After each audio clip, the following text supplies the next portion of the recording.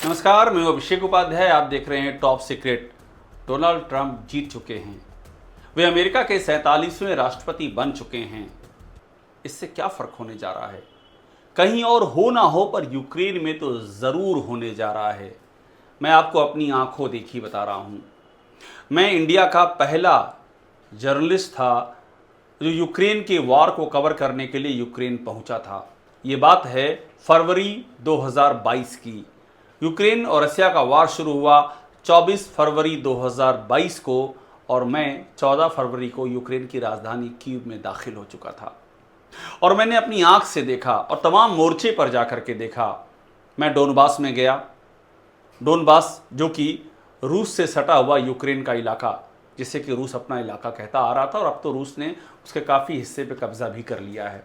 मैं डोनेट्स्क में गया, मैं लुगांस्क में गया। ये डोनबास के हिस्से हैं। मैंने ब्लैक सी का इलाका कवर किया। ब्लैक सी जो कि समुद्री सीमा है, जिसको कि सबसे पहले रसिया ने टारगेट किया था। ये है बात फरवरी 2022 की।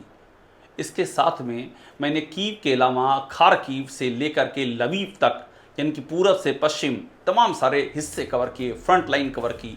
और हर जगह मैंने ये पाया कि यूक्रेन जो लड़ रहा है उसके पीछे से एक अदृश्य ताकत लड़ रही है, और वो अदृश्य ताकत थी अमेरिका की। और ये किसी से छुपा हुआ नहीं रह गया। अमेरिका ने यूक्रेन को जमकर मदद की है रसिया के खिलाफ लड़ने के लिए, और यही वजह है कि यूक्रेन इस वार में अभी तक डटा हुआ है। वरना कहाँ रसिया और कहाँ यूक्रेन। लेकिन डोनाल्ड ट्रंप के जीतने के बाद क्या हालात बदल जाएंगे? और ये माना जा रहा है कि 100% बदलेंगे।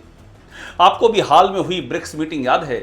जब वो मीटिंग चल रही थी, उस समय पुतिन ने, रूस के राष्ट्रपति ने, ये कहा था कि वो ट्रंप के उस बयान का स्वागत करते हैं जिसमें ट्रंप ने कहा था कि मैं ये वार ख़त्म करा दूंगा।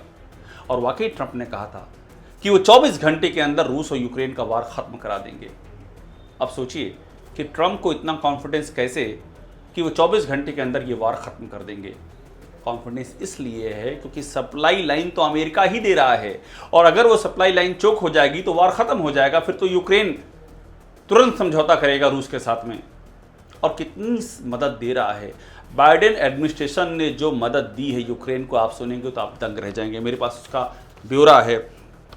64 बिलियन डॉलर ये मदद दी है बाइडेन एडमिनिस्ट्रेशन ने, यानी कि पिछली सरकार में अमेरिका की। अभी भी राष्ट्रपति हैं बाइडेन, नया राष्ट्रपति का चयन हो गया, लेकिन सत्ता संभालने तक बाइडेन रहेंगे। तो बाइडेन ने 64.1 बिलियन डॉलर यूक्रेन को दिए हैं। और इसमें से अहम बात ये भी है कि 31.7 बिलियन डॉलर तो वो हैं जब उन्होंने बतौर प्रेसिडेंट अपने इमरजेंसी पावर का इस्तेमाल किया है। और इमरजेंसी पावर का इस्तेमाल करके उन्होंने 31.7 बिलियन डॉलर निकाले हैं। और वो किसको दिए हैं? वो दिए हैं उन्होंने यूक्रेन को। अमेरिका का बजट कितना आप जानते हैं?